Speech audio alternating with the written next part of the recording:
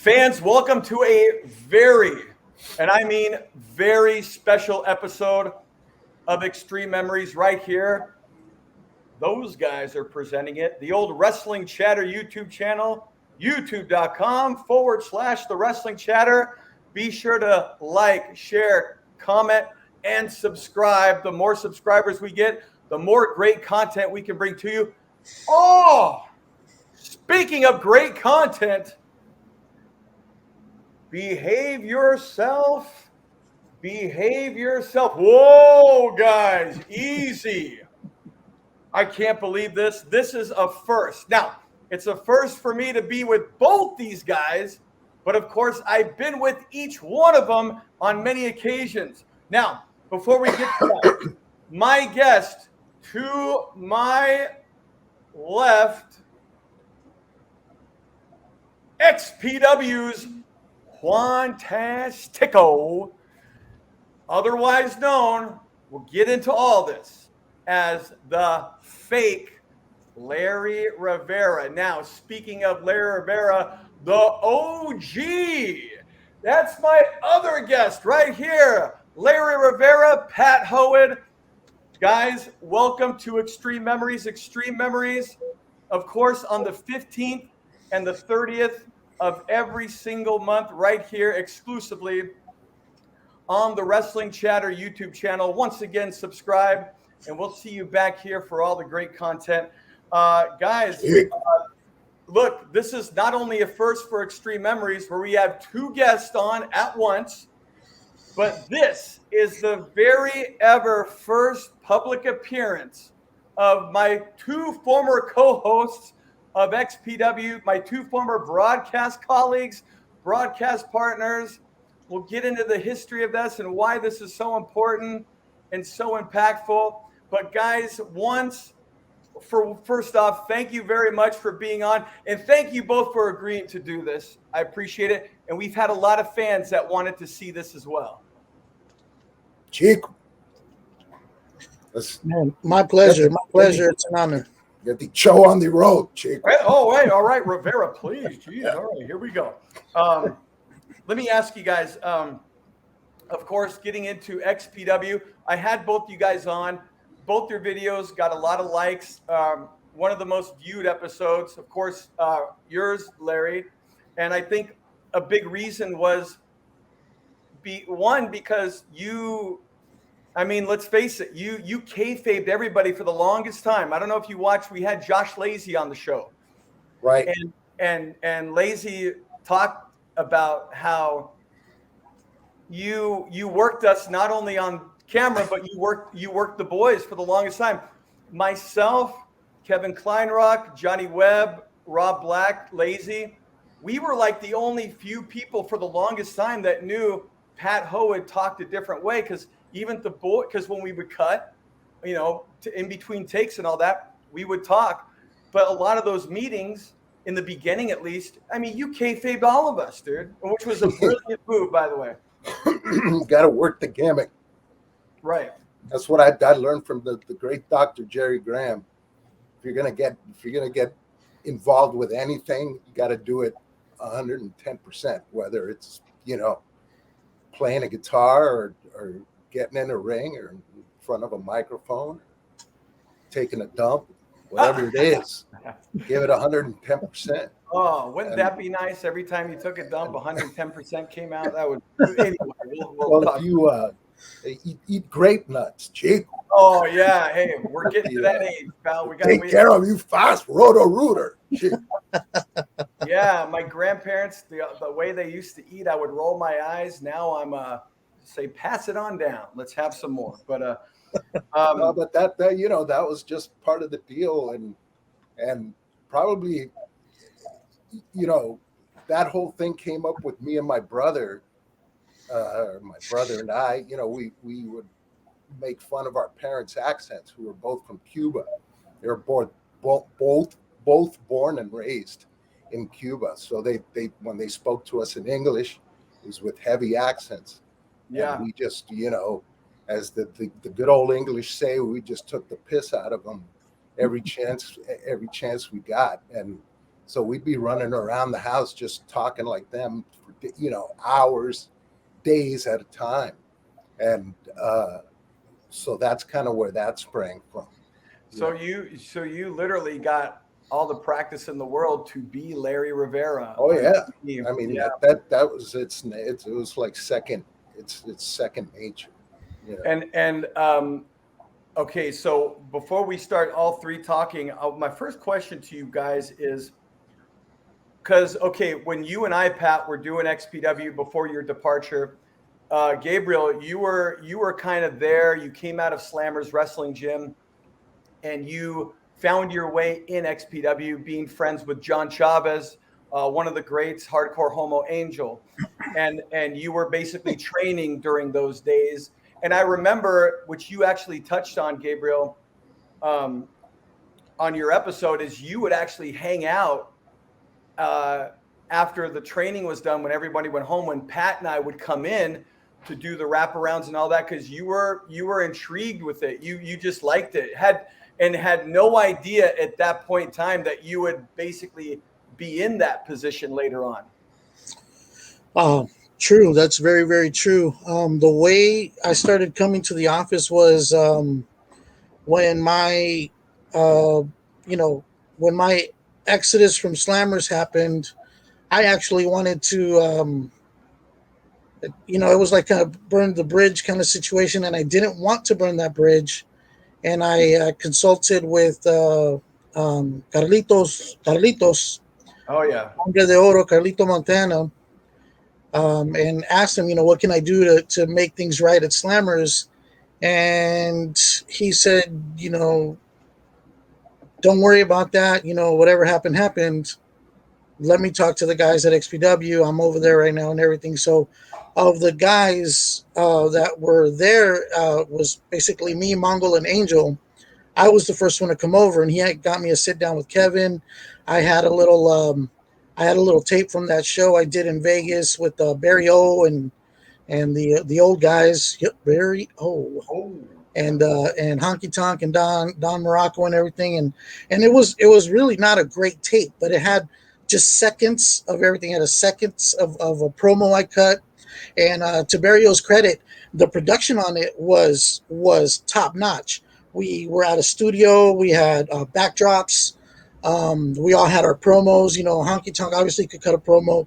Don could cut a promo. Cowboy Bob Orton could cut a promo. So we all cut cut those great promos, and we had a pyro, and I basically Barry O wanted someone that was just a face to squash. That's what he wanted.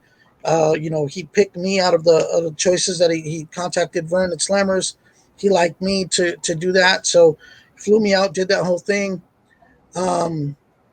So I had that video from that whole event, and that's all I really had aside from the stuff at Slammers and Carlos's word. So that got me to sit down with Kevin, and Kevin liked what he saw, and is basically what little bit he saw and Carlos's word. He was like, "Come on in, start training." Okay, so you didn't have a spot yet, but you were there. You were basically one of the guys that we would always see in the asylum, but you weren't really in the asylum. You like those students from off the street. You had an in, you had a connection through Carlito Montana. Yeah, and I came in as a worker, and just being a ring rat and wanting to work out. Whatever chance I got to be in that ring. Oh, did I say ring rat? I didn't mean it like that. My bad. Like gym rat, ring rat. Oops. Cuidado, Chico. Right, yeah, cuidado. man. Hey, cuidado, man. To each their own. Not that there's the back room. Not like that. Like a gym rat. I like to work out in the ring. So you did come in through Angel. Whoa. Okay, so you edit that out, please. Please edit that out. All right. Anyways, so in all seriousness, it's just I liked working out. I didn't have a ring. I wasn't allowed to.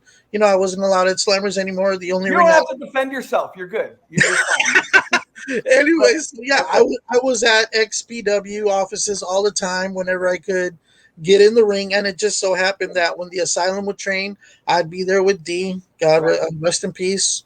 And I'd be helping D. D would ask like, "Hey, can you help me work out the students?" I was more than happy to do that, and Okay. we have our ring time, and All so right. Okay. So no, thank you for that. And that's great because there's a difference between the way you came in and when we would advertise Rivera, you remember back in the early days of come join the asylum, the training, the official training school of XPW, or the guys that Joe Public that didn't know anybody had to come in, pay for it. You were basically in there. You had your experience at Slammers, Gabriel, and the rest there. So during that time, of course, Pat and I were doing XPW TV. Now, you mentioned on our episode where I interviewed you, is that which I remember now, you would hang out and you were just kind of intrigued with I'm not tooting my horn, but you mentioned that you were a fan of myself and Pat, oh and yeah, you yeah, you absolutely. right, you would watch it on television, and you're like, why would I want to go home now? I'm already here. All the other guys went home. I want to come hang out, check this out. So you were already intrigued again, having no freaking clue that you were going to be on that show later on, which is so ironic. And another ironic thing is you came in to impersonate a Cuban guy, and your in the company was Carlito, who was impersonating a Cuban guy. That's a coincidence, and you're absolutely right. Like when I first started going, like when they brought me in, they had certain ideas that they wanted to present, and it was it ran the gamut from like they always wanted to do a homosexual character, and when they it was kind of thrown out there, and I was like, yeah, sure, I'll do that, and then it was that never materialized, and It's then it not. It's was not a. It's sorry. It's not. It would be say you would be able to do that as it's not a far cry from the ring rat that you already were. you're not gonna let me live that down, right? Hey, Hey, hey. before you keep going, I feel sorry for all the asylum students that had to work out in that ring after an extreme associates. Shoot, Chico. Well, all of us. Hopefully, Yeah. ring Oh, crew guy gave that thing a good sweep. Chico. I Bleach remember. and alcohol, please. Yeah, I remember Damian Steele. The students had a concern, and Damian Steele just goes, "Don't worry, guys. That's 24 hours old. It officially dies when it hits the air. Let's get in the ring." Like, Kayfabe the students, huh? like he's some doctor and knows all this shit. But Dr. Steele. Dr. Steele. But there's an adult film name right there, Dr. Steele. But nonetheless, let me ask you both this. So we're talking about when Pat and I were still on XPW TV. I want to say, Larry, that it was about episode 80, 81 was your last episode, and there were 131 total XPW Right. TV episodes. Okay. Right. So early days though, the first office by the Van Nuys Airport. That's Yes. when you came in, Gabriel. Right. Now, you guys, of course, there's such a tie-in with you two now because of what unfolded with XPW. We'll get into that because look at the end of the day, obviously that was upper management decision in the offices, but during those times it was heated, and I was literally in the middle of it, right? Because I was still talking to both you guys. Pat, you and I lost a little bit of contact at that time again because we're just in this. You're in the enemy. I totally walked away. Yeah, I totally walked away. Right. I completely walked away. So I mean, there's no fault. No, not at all. But let me ask you both. Do you remember before that went down when you left, Pat and Gabriel? You came in as you were there in the office, but you came in as the replacement. Was there any previous interaction that you guys remember between the two of you before that happened in the office or anywhere? Oh yeah, I remember. Yeah, there was. I mean, I talked to everybody. Yeah, everybody in the office I talked to. From Jessica Darlin to ring crew guy to gosh, I forget his name now. He's passed away. The dearly departed. No, passed away. Our buddy, the guy he would shoot interviews. He also shot a lot of the what was his name? Oh, you talking about Asian guy. Yes, they called him Sulu in the office. What was his real name though? You know what? That's the we thing. We call him by his real name. Not yeah, Sulu. I know. They called everybody. But yeah. But regardless, I was talking to everybody. So oh, he was a great guy, man. I liked him a lot. He was cool. Cool as can be, He was a good man. guy, and he was like one of the only guys that would be hanging around at 1 a.m. while we were still waiting to shoot the first part of the episode. He was the only guy that you could have a conversation, and unless you talk to Dr. Zubko, and who knows where that conversation. Yeah. Tell me more. Tell me more. What is his fear? What does it come from? Dude, I remember Larry. I loved it too, but you fucking marked out for those Zubko. That Zubko was another level of zany, craze. It was great. And he's he had hardcore homo angel on the couch, right? Because of all the abuse that crack was saving him from, and all this, right? Yeah. So do you remember? I mean, look, at that time, neither one of you had any clue what was to come. But do you remember anything specific of like, hey, what's up, Larry? What's up? Yeah. What's up, Gabriel? Or I recall, and I mean, I remember coming in and out. If you guys remember, I had a little bit of a thing with doing an impression of both of you. Yes, right. And so the boys would be like, hey, do Kris, right? Or hey, do Larry. And in passing, I would do it to him. Obviously, way before we're talking, not knowing what the future held. First off, from all the way from the Van Nuys time, and I remember, doing the shady individual, and just doing impressions, not to make fun, but just because I could do it, and I think, like I stated before, it's a testament to you guys. It's a compliment to you guys that your characters are that, like in a Key and Peele sketch or a Martin TV show where everybody's doing the characters the next day. Like, you guys had your characters, you had your gimmicks, and they were good gimmicks, and that was part of my whole being impressed with XPW, was that it was a new thing. You weren't trying to be somebody else. I'd never seen. I mean, yeah, you seen the other guys do commentary, but I was I was used to Jim Ross. Bobby Heenan was a whole nother thing. It was always older guys. Here we had, for all intents and purposes, a young man doing the thing, different from anything that was out there. And then I had never seen a color commentator like Larry, bringing some flavor, some Latin flavor to it, and the way it gelled on screen, and in seeing it when you guys recorded, the jokes, the cracks, all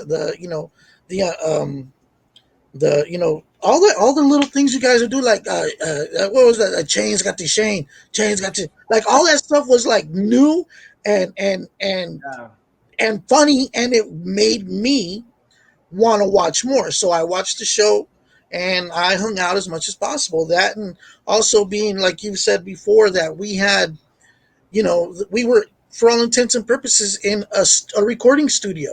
So I liked hanging out with Webb, watching him do his thing, how the way he did the matches and everything. Even before I was a part of it, he would allow me to sit there and watch him cue it up with the music and do everything. I was like, this is awesome. So I'd watch Webb do the editing for the matches, and then I'd watch you guys, shoot your thing. And it was just, and I had a ring right there for working out. So yeah, I didn't right. really go home. I mean, Larry, that's an interesting point, Gabriel, because as to why you became the replacement. I mean, I do remember, I don't know if you do, Pat, like, Gabriel would walk through the office and do impersonations, not only of us, but the wrestlers too, but really you and I. And I knew Gabriel was interested in this stuff because him and we just happened to bump into each other taking a voiceover class at a place called the Learning Tree Annex in Chatsworth, California. That was, there were only like 4 or 5 people in the class out of all people that signed up in Southern California. And him and I were just in the class. So I remember like, okay, this guy's interested in this, not just wants to do it just to do it. Like we see some people in wrestling, they don't really care about wrestling. Ooh, but it's on TV. I want to be a part of this, you know, especially in the days of Wrestling Society X of MTV. I saw a lot of that, but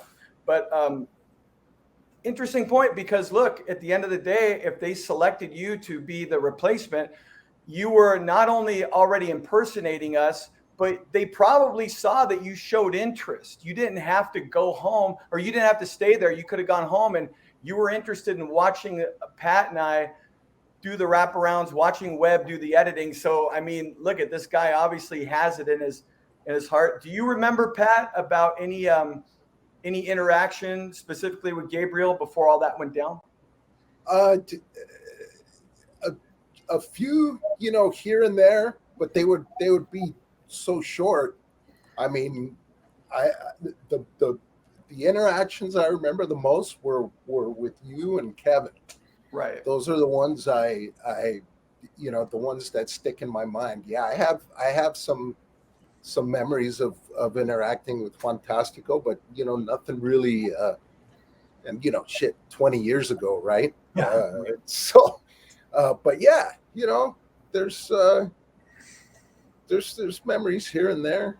So and that's interesting you bring that up, Pat, because look, dude, you're right. Like when we were doing, and you know too, Gabriel, when we were doing those wraparounds, dude, it was like, I mean, the focus was like we had to get everything down. We had to know the camera talking to Rob and Kevin and sometimes Webb. You had to hit certain points. Yeah, it was almost like you just tune everything out around you to the point where people probably maybe thought we were dicks. Like, oh, why aren't they saying hi? It's like, dude, guys, we're working here. We gotta memorize the shit. Yeah, that was one of the things that was surprising to me as well. You know, hanging out watching as your thing, like you guys got scripts, and I didn't think that was a surprise to learn that at the time. I figured you guys are just, you know, doing your thing, talking points maybe, but you guys would get sometimes like full on scripts, 2-3 pages. Yeah, that was definitely Kevin right there. Like I remember Rob and Kevin were like, Rob and Webb would be like, "Oh my God, just cut this out, man! You're not writing a freaking novel, Tom Clancy novel here, you know, like, but or Clancy novel, but what you call it? You guys, it was like that, Gabriel, that we had scripts written out, but then you came to notice pretty quickly that all the banter between Pat and I, and eventually you, that banter was not written in the script. That was, thank God, because I've done announcing with a ton of other people. A lot of ad lib. And I talked to you, Larry, on our episode, how the longer I do this and have done it, the more I like, God damn, that chemistry that we had was very special. Chemistry, that's the word. And I had it with you too, Gabe, because you and I, we hung out a little bit more outside, so we were friends. There was something, though, I will say, not to take anything away from Gabriel here, but Larry, Pat, and I look back on it now, knowing, working again with other people here and there, that maybe at the time I didn't realize that, probably at the time thought, yep, this is just normal, supposed to happen in wrestling commentary. But we ended up having this chemistry that people still talk about today. It took a while. Like you watch the first 8 or 10 episodes, and it's there's points of awkward, lots of awkward moments. You know, and pauses and right. But when it started to click, you know. That then the, you know, third gear, fourth gear, come on, you know, it was yeah, because like you said, in the beginning, we pretty much were like, oh, we got to stay with the script and we got to make sure. And then we kind of like, I remember you even said it, Pat, like, hey guys, just stick to the concept. Yeah, And I just hit the, forgot you that. know, like I told Kevin, try to make it like outlines, you know, just Yeah. the bullet point outline. So we don't have to read these 3-4 page scripts, you know, and have to literally memorize stuff. And just hit the strong points. And we did that eventually. As much as you're saying, Gabriel, that those scripts are written out. Oh, like you said, Pat, and as like let's say show 15 or 20 rolled around, you could feel it. You could Right. feel we were just being ourselves more so. Then when they stuck us in that little studio, we were getting in that little studio, Yeah. the little editing studio. That was kind of a new phase, the new chapter. Right. You That know. you're right. With the videotapes behind us, you mean? Well, Yeah. that No. was, you know, there was the set with the videotapes behind us, but there was a point where we were in that little room. Yeah. That little Oh, room was right. literally like a 4x5 room. Yeah. And, you know, and you're just sitting in there with the. But, Well, yeah, and I think you know what else? It was early on, Pat, but I think the thing that was the first thing that brought us from first gear to second gear was when we did those wraparounds at the LA Sports Arena. oh, that was great. Wasn't that the And best? Dude? that was in the parking lot. I love one of there were like little segments in between the episode, and one of them, all it was just you saying, Kloss, Chico, look at all these cars. People already lined up to get the ticket for the DJ, Chico. It was just the parking lot. Oh man, good times though, man. Yeah, best. And absolutely. Pat, can you briefly? I know we did this on the original episode with you, but briefly, just briefly recap your departure and how that came about. Just really brief. Oh, well, that was you know, I was becoming involved with this band called Slow Rider. Right. That was actually starting to get pretty popular. We were getting more shows, getting more bookings, more shows here, more shows there, and you know, it was kind of starting to conflict with not only the tapings, but you know, with the live shows. You know, that would happen on a Friday or Saturday night. I wouldn't be able to make a live show. Yeah. You know, because I had to play. You know, I had a paying gig with a band. You know, so it just came to a point where I was like, you know, I hadn't made the decision yet, but I was starting to lean that way. It's like, I think it's time to say goodbye, you know, just to give it up with XPW. I'd done like close to 80, 85 shows. And, you know, I thought like I'd taken the Rivera character as far as it could go. And then it was just one night where we had a TV taping, and at the same night we had a show. And I told Kevin a couple days beforehand, hey man, can you make sure and get everything done? Because I need to get out of there by like 10 o'clock. It was in the valley. Yeah. Just to interject, I remember, Pat, you saying it at least a week before. Because I remember it wasn't a couple days. I remember it was at least 1 week, because the week before on TV, you went in and say, hey guys, remember next week I got to get out of here early. Yeah. So it was like a week or two in advance for sure. The gig was in Santa Monica. The studio's in the valley. So you know, I had to leave, and of course, you know, Rob is focused on his thing, and that's it. And you know, whatever else is going on around is you know, that's circumstantial. So you know, the time came for me to go, and I had to roll. And then, you know, Rob got kind of upset, said, see you later. I said, see you later, and walked out. And I'll never forget, I saw Dynamite D. He was just coming into the office. Yeah. And I was walking out, and I gave him shook his hand, gave him a hug. I says, nice knowing you, brother, but that's it. that's it for me. I'm done. And that was it. That was it. Did you, Pat, when that happened the very next week?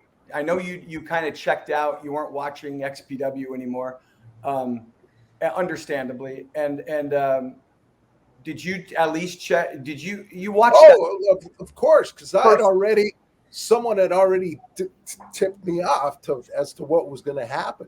So I figured, like, let me check this out. And I said it before during the original show. I said, man, this is such a waste, and it's more like a spite. It's more like a spiteful move as opposed to taking that empty spot and, hey man, let's get somebody new over. That's like people pray for that kind of opportunity. Yeah. Like, we got a spot. Let's get, we got a new face. This guy's perfect. Let's get him over. But that didn't happen. Well, it also we touched on this, man. It also just put your character over that much more. Just that XPW, right. Just that XPW did that. Right. They assisted you. Like it was Three Stooges used to say, flattery is or imitation. It's the sincerest form of flattery.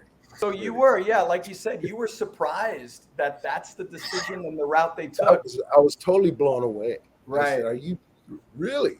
It's just, I was, still more focused on the fact that my gimmick had been stolen, but as less and less focused on, like, wow, they're putting me over big time. Exactly. Like, and then I went out not too long after that. I started working with AEW man Excalibur, right, over at Epic. That's right. So, and that league, essentially, a lot of XPW former guys came over, and it was that league almost felt like, instead of Epic, it was just the anti-XPW Wrestling Federation. Yeah. Let me ask you, Gabriel, Juantastico, did you have to kind of study a little bit more the mannerisms and quotes from Pat at that point? Because if I recall, like you said, you were already doing a lot of that just on the whim as a fly, because you were a voice guy. You were a voiceover artist, and you like doing that. And now, is that something that you had to pick up on? Because now, I think we talked about this on both your episodes, but the night you left, Pat, we still had to do TV. Yeah. And so you and you guys hadn't even started, and it was already.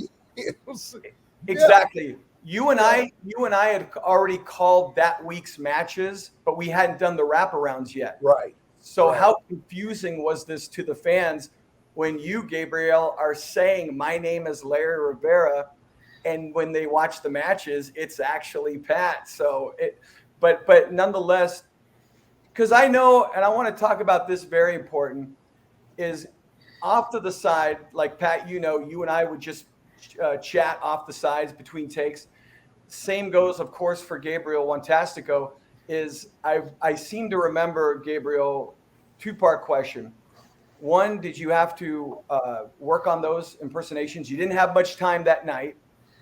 And two, how was it when you found out that that's what you had to do? Because you did like Pat, and because if I recall, you kind of off to the side were like, shit, what do I do? Like, this is an opportunity, but I don't really like doing this. Like, did you have to study for this?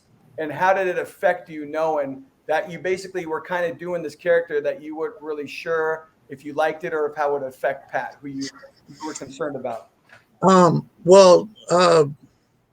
Honest answer is that I didn't want to do that character. I understood what it meant for that to happen, and from a different point, from a wrestling fan's point of view, we all remember what happened with Fake Diesel and Fake Razor, with Renegade, the Fake Warrior. We all remember what happened with that. That being said, I didn't want to do it. I didn't want to do it. they came to me, and I think obviously because, you know, not knowing what was going to happen, I was doing what I did, and I was doing, I was doing a little Kloss impression, and I was doing the Larry impression, around the office, and it was fun, and everybody would laugh, and everybody, I would say, do it, do. This guy does a great Larry Watch. Let him do it.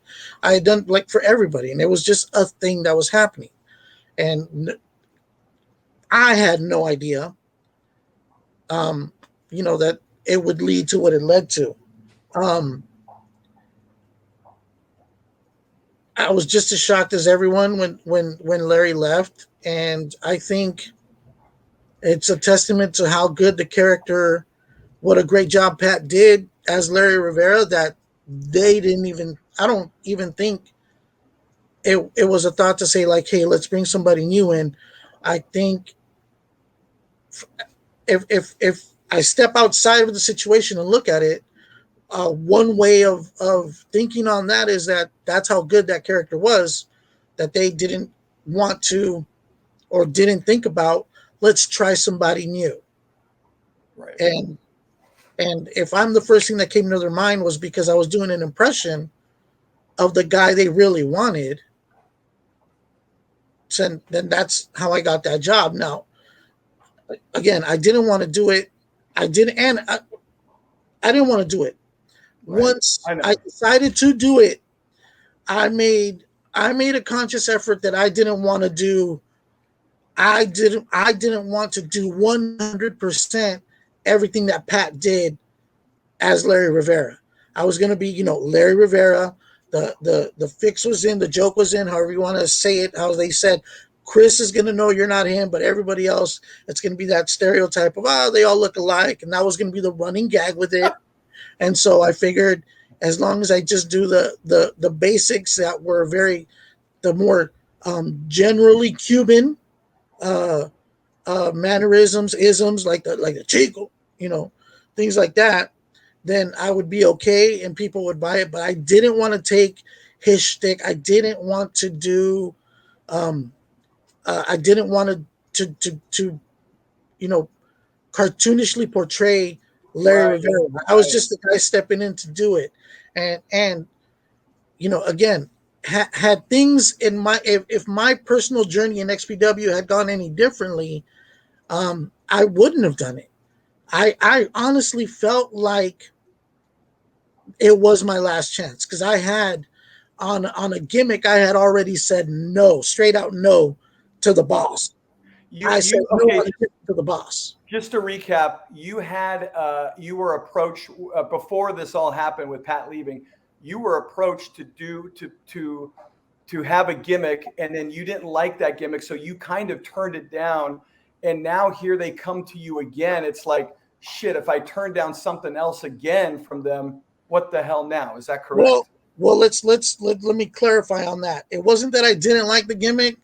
I actually did like the gimmick. I thought it was a good idea. I thought the time had come. This was the terrorist gimmick, right? Right. Well, they wanted to do a jihad terrorist gimmick. I remember the time of XPW, what we were doing, and all this was going down right before, and the timing of it.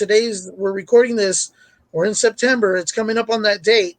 By the time this airs, it'll probably be past that date, but it's around that time, September 11th. Right. The idea of this, I was approached with it from Kevin. They wanted a tag team. They wanted to do middle, quote unquote terrorist guys to come in. It was supposed to be Mongo Santino and myself. Mongo had a look, great worker, solid professional. It's supposed to have been him and me, and we're gonna do the whole jihad. I even worked out. I learned some words. I even would. I think that was another thing. They'd be like, "Do your thing that you do," and I would do. I copped an accent back then. I was Robert Black. You take our Persian women and put them in your porno movies. Allahu Akbar. And I did the whole thing, and it was all good. We were in. I was in. No problem. Then 9/11 happens. Right. And at the time, we went. the very next time that we worked out, it might have even been 9/11 that year. Might have even have happened on a Tuesday. I don't even remember, but No. it was right around. It was really, really fresh. We went into workout. Tony and I had been working it out. Mongol and I had been doing, tag team stuff, coming up with a finisher, doing stuff. And even until that day, we were still kind of working on it. And then they asked us, would you, given what happened, are you guys still in? And to his credit, Mongol, the consummate professional, he was like, yeah, he would still do it. It was ultimately my decision. He said, but whatever you decide, because he knew I was kind of having a problem with it. And that I had to say no, because the reality of it was I was aware enough to know that I wasn't confident in, let's just say, I wasn't confident in XPW's ability to guarantee our safety. If some fan, Right. anything, parking Right. lot, whatever, I really didn't think that it would have been thought out all the way through. If they'd have come at us and said, hey, this is the gimmick you guys are going to do. We're going to make sure you guys have security, whatever, ring crew. We'll make sure you guys get in and out like this. We're going to put you guys in masks. We're going to make sure nobody knows who you are. Anything to kind of appease us. But there was no real effort to say we want. It was just we really want you guys to do it. We're like, Exactly. okay, but if we do it, what if, Roddy Piper famously got stabbed by a fan. So Freddie Blassie as well. yeah, and so Blackjack Mulligan. Yeah. And they set Blassie's car on fire. And that, especially then with kayfabe still being a thing, right? More so, yeah. Who knows what would have happened. So ultimately, it was in my heart. I think everybody felt patriotic at that time. They attacked us. Everybody felt that as Americans, we were like, they attacked us on our soil. How dare they? And so it was a combination of all those things. And I had said no. And honestly, once I did, I felt like it was out there. There was a palpable, maybe not. I wasn't asked to leave. They wouldn't say well, don't bother coming anymore. They was just kind of okay, well, if you don't want to do it, you don't want to do it, I guess, kind of thing. And then, so it's just kind of oh, what now? So I did feel damn, if that was my one and only shot, what am I going to do? But I'm going to keep coming. I'm going to keep working out. I'm going to, for aside from aside from not doing this, look, I'm a team player. I'm a company guy, but I just, company, thousands of people died by terrorist attack. I'm gonna take a pass on that one. Right. And so that's where I was in that situation. I really felt like if I said no again, I just would have just been allowed. Imagine if you guys would have started doing that gimmick, say in August, right? Who knows what would have happened? So you would have said yes and gone, and oh my gosh. Thankfully, that didn't happen, actually, Gabriel. And who knows? So no, I thank you for recapping that, because in wrestling, we all know that, you know what? That's why people do things sometimes they don't want to do, because, man, that might be your only shot, especially you come that far, you got your in, you're getting to know everybody, you're in the other side of the curtain, and then they give you a shot. It's like, man, but so now it makes a lot of sense then as to why you really didn't. I mean, look, like I said, off to the side, you would say to me and I'll tell you, Pat, he was concerned what you thought back then, but there was no lines of communication open at that time, to the point where, we would take shots or you would take shots on Epic and all this stuff. And it felt a little personal. But now, what did you think when you tuned in, Pat? What was? It was natural. There was a little heat there, and I had to direct it somewhere. Of course. Otherwise, my head was going to blow up, But, and what did you? What were your? I said like I said before, I was like, heck, man, this is after after the initial shock wore off, it was like, wow, this is putting me over still. You know, that's when all the that's when the calls started coming in. Hey, do you want to do this? Do you want to do that? Who's the other? Henry Luna, rest in peace. Golden State Championship Wrestling. He he was the first guy to call and say, let's do this. People were calling it Conan. Conan was calling me. Let's do stuff in TJ. So, we did voiceovers on a couple DVDs together, Conan and I. So it was a shock, because thinking, all right, because mainly stuff like that happens. Especially like when I grew up watching in the 70s and 80s, when somebody leaves, what do? Bury him. They bury the dude. Yeah. Or they don't talk about him at all. Right. You're never mentioned again. So, and that's what I was fully expecting that. So when I see that the next week, I said, well, I was shocked and pissed off, but then I said, wait a minute, when hey, let's turn this into a positive. So, yeah, and there was that when New Jack went over to Epic, and there's the one interview we did together, New Jack and I, and at that he fired me up, man. He's like, go to town, man. I said, all right, I'm going to go to town. So yeah, that's part of the biz, right? That's part of the business. That was heat. That was Lazy and I talked about that. It's like when something happens, it's actually good for business, even though people might get affected behind the scenes, but it ends up being kind of good for business. When you saw that, Larry, for the first time, I'm putting you on the spot, Gabriel, but Larry, I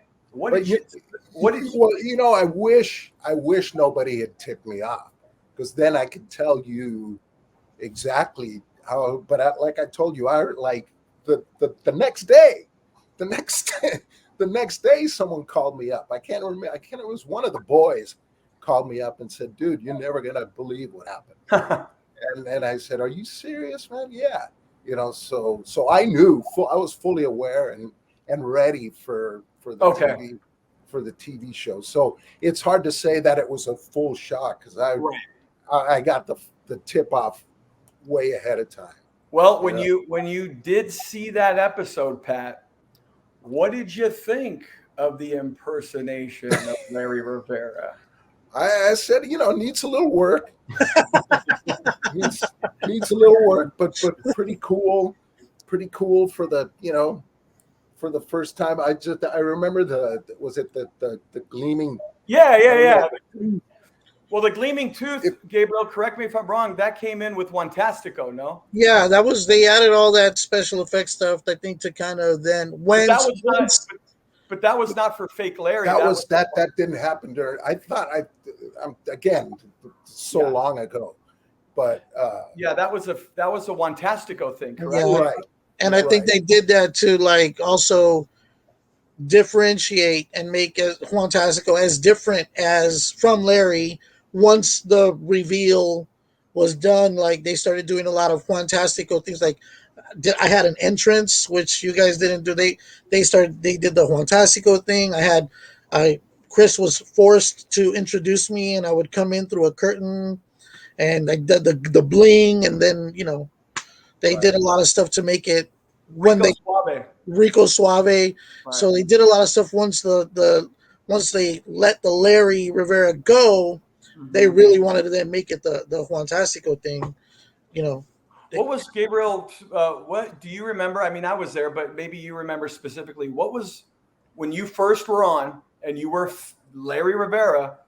Do you remember what the direction was from Kevin and specifically Rob? Do you remember? Because look, at the end of the day, there was heat. Pat stood up for himself, left, and of course, when you do that with Rob, it doesn't sit well. So do you remember Rob's direction toward you at all, or was there any of how to amp up the Larry? Um, I wasn't given any direction to like to do it a certain way or anything. I think they were okay with what I was doing. There were a couple of times where I was asked to say or do certain things, maybe like in a like a like to poke back or say something or like make a kind of statement like to like an attack Larry, I believe, and I did my best to do it without doing it. Um, I think it's out there on if whatever XPW TV episodes. I'm glad it wasn't like every episode that they were like, okay, now you're gonna say this and you're gonna say this just to get Larry, and they kind of let it just be. There was maybe two or three times where specifically in the notes was like you're gonna say this, and it was a direct kind of like a like a rap battle or whatever. It was kind of like a shot over the, shots Right. fired at Larry. And I remember, I remember toning it down from what the intent of it was, because I had no hard feelings and I wasn't trying to be in the middle of it. But for me, my understanding of it was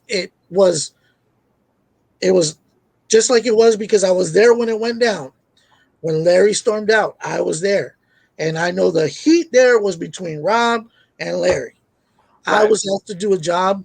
So whatever was coming at us from Epic or from whatever, I never took it personally. I Yeah. knew I was just doing what I was doing, and I was not, for my part, trying to um you know uh, affront or offend anyone more than I already was by stealing their gimmick. But I really wasn't. I was just trying to, stay in my lane, the lane I was given, stay in Yeah. that lane. And again, And and you know part what? of the reason I took it was because I was given, there was an expiration date on it. I was promised that at X amount of time, once we do this, it's going to be the Mhm. big reveal. So that helped convince me to go ahead and do it, because I wasn't going to keep doing it. Like, it wasn't just going to be, you're Larry Rivera now, you're stealing his gimmick, period. And we're going to fight over who gets to be the Larry, forever and ever. It was presented to me as a temporary thing, and that it was going to be, at this point in time, we're going to do this, you're going to do this, and then it's no more Larry, and you're going to be Juantastico. Right. You were going to say, Larry. Well, Oh, Pat. it was just just looking back on it at the time. The big question in my mind was like, what have I got to lose? What have I got to lose if I leave? Yeah. You know, that's what have I got to lose? And it's not like I was going to lose the ability to make my rent or or car payment. It's just, hey, I'm not going to be on TV anymore. Right. It's Right. like, Yeah. well, that's there's it's almost like the 5 stages of death or whatever of Grief. that you got to go through it. And once you go through that, it's what's the big deal?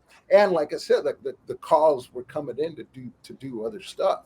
So Did you yeah, now? and I could totally see the Juantastico's point of view, because this is I'm hearing a lot of this stuff for the first time. I'm just going and assuming, well, heck, that's the gimmick they're going to give them, and Juantastico is going to take a back seat to already a backseat to Alibaba, you know, and or whatever your name was going to be for A the lot of time terror. has gone. A lot of time has passed by. Of course, doing the show, just realizing and seeing everybody's continued interest is awesome. Knowing how much time went by. Now, before we get Larry, Pat, I know, Gabriel, you didn't want to do it per se. You were concerned how Pat felt, but there was no lines of communication open back then. What were you thinking, Pat, at that time? Not today, because I want to bring up Gabriel, you shared with me recently at Millennium Pro Wrestling. You shared with me that you met and kind of ran into Larry at an indie show after you became fake Larry, and something to where you were in a mask or something like that. And there was a confrontation with you two, was there not? Or do you remember too, Pat? Was this at a Henry Luna show? That is correct. Yeah, I do remember that day. Just bits and pieces, but I don't know if Henry did it on purpose to to get stuff going. But I don't know if I got in the ring and said something, or if I said it on the side. But I remember saying something. And again, 20 years ago, maybe Juantastico, you have a better memory, but it was, and that was right in the midst of things. So right, and you got people on the sides, urging you on, hey, this dude's here, hey, what are you gonna do? What are you gonna? It's like, man, shit, Well, and if I'm not too mistaken, that wasn't too far after the Messiah stuff, right? Or before. Right around that time. That was right around that time, and I thought, well, shit, man, if this stuff happens, it started getting crazy. So, but that was the only interaction you guys had after that, right? More or less, yeah. Up until right now, this very moment, that was the last time I put laid eyes on or heard from Pat. That was the last time, and it was Henry Luna was trying to he had his vision of the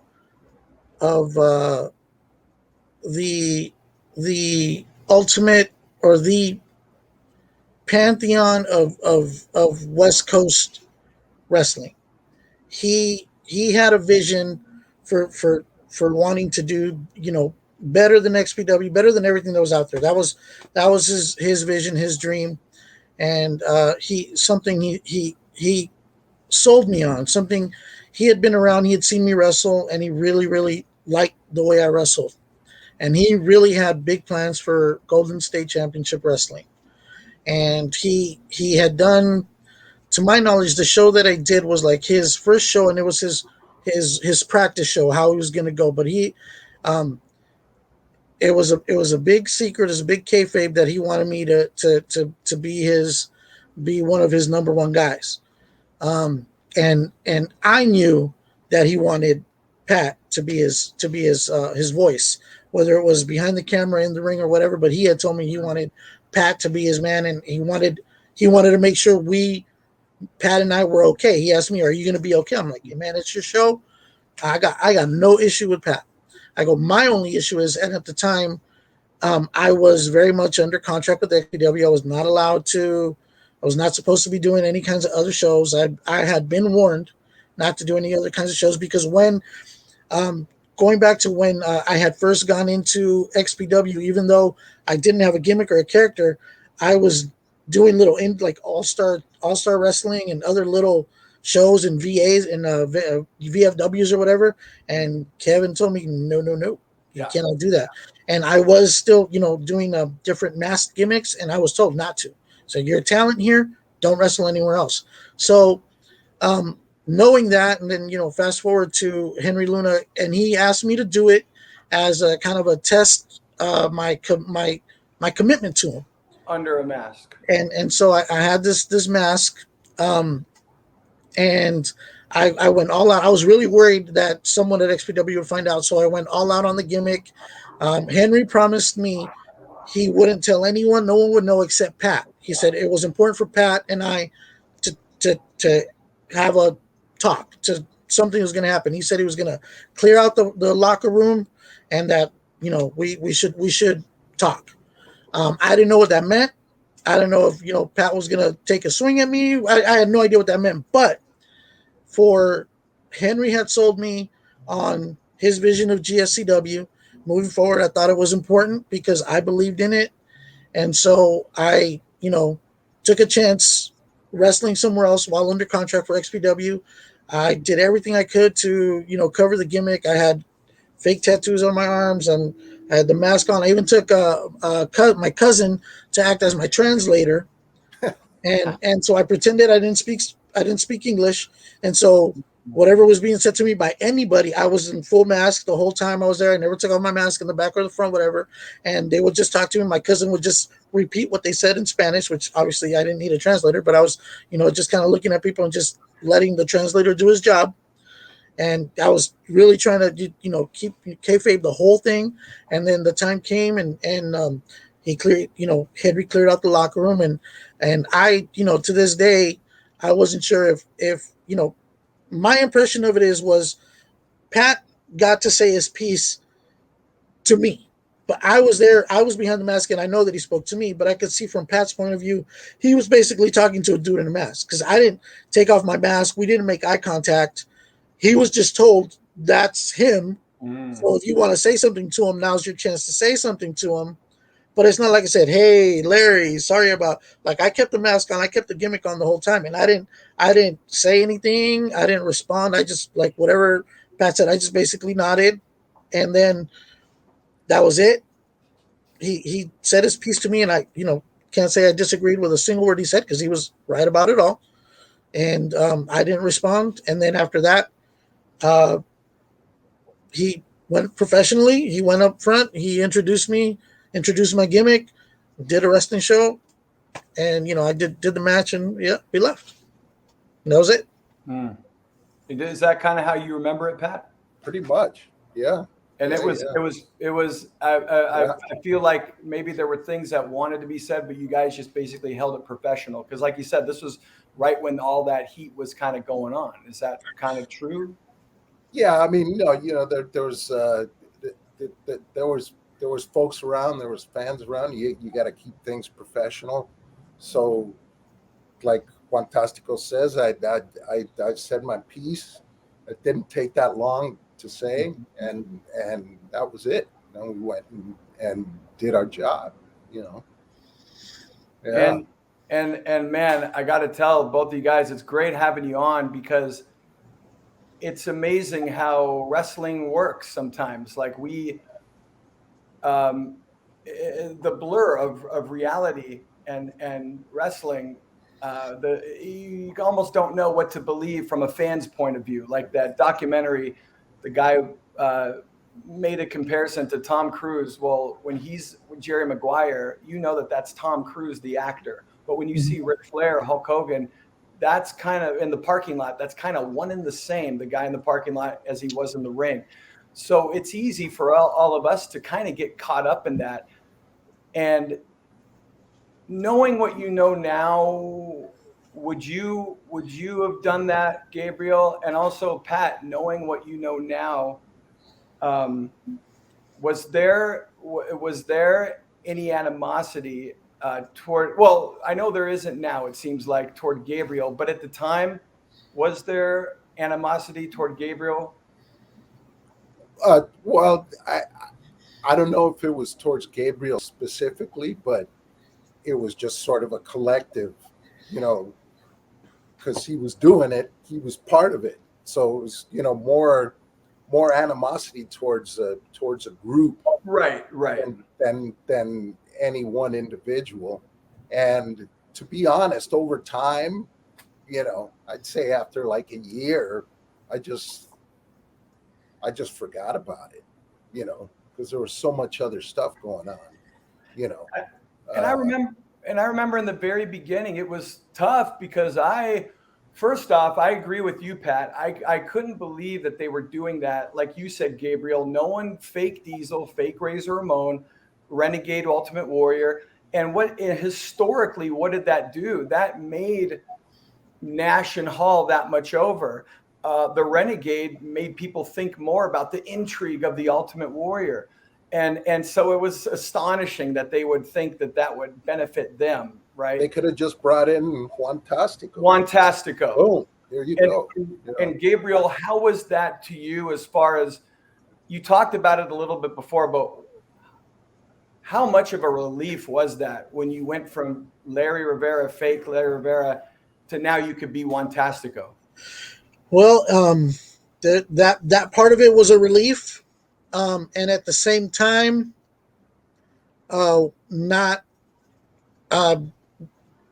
being Larry was also scary because, again, I never thought I'd be an play-by-play guy or color commentary announcer in any way, shape, or form. That class that I took with you, in my head, I was thinking that, down the line in my wrestling career, whatever may happen, I I got a good voice. I could be like the ring announcer that gets worked into uh, taking a bump. I have no problem doing ring announcing. Like I like ring announcing. You do a great Howard Finkel. I could never do his voice, but I always, as a kid, would be from parts unknown and try to do my own spin on it. And I always thought the ring announcing was a cool job to get. With Jimmy Lennon, the original Jimmy Lennon. Yeah. I always thought ring announcing was cool. I didn't think I had what it took to be a play-by-play or a color guy, but ring announcing, absolutely, because it's slow, it's deliberate, and you get to do the. It's almost like it's musical in a way when you introduce the guy. I mean, look at now in boxing and whenever they do it, you remember Howard did it, whatever the other guy did. So I never thought I was going to do play-by-play or color commentary. So doing Larry was easy because I was doing a character. And so that was a crutch. When that was over, I was like, whew, I don't have to do that anymore. And then I was like, what the fuck am I going to do? I don't have my own voice. Excuse my language. But what am I going to do? I'm Juantastico, but Juantastico doesn't really have a voice. Like, now who is Juantastico? Yeah. And finally that unfolded, and thank goodness. And it was a joy to work with both you guys. And I can't tell you how happy I am to have both you on in this forum. I know the arms don't go across like this, but maybe if you put your arm that way, Pat, and you put your arm that way, Gabriel, and then I'll be the official handshake. The two worlds collide right here. Larry Rivera and Juantastico. Whoa. Unfortunately, that is gonna wrap it up, and I don't want to take too much more of you guys' time, but this was a first for Xtreme Memories. Could we have like a really quick Rivera-off between the two if Larry Rivera was in studio calling a match together? And let's just say I'll narrate the fact that Supreme body slams Pogo, and we've never seen a feat of strength, and we just saw it. Chico, George Hackenschmidt is rolling in the grave. Chico, Frank Gotch is busting through the coffin when he sees this crap, this violent crap. Forget about it, Chico. And what do you think, Rivera? Chico, how can I follow the original Chico? No way, man. This guy. This is I can only take one of them. I got too much Rivera. We'll see you next time on Xtreme Memories, fans. Oh, come on! Thank you for watching Xtreme Memories, hosted by Kris Kloss. He's dropping new episodes every month on the 15th and 30th. You can be the first to tune in by subscribing to the Wrestling Chatter channel right here on YouTube. See you next time.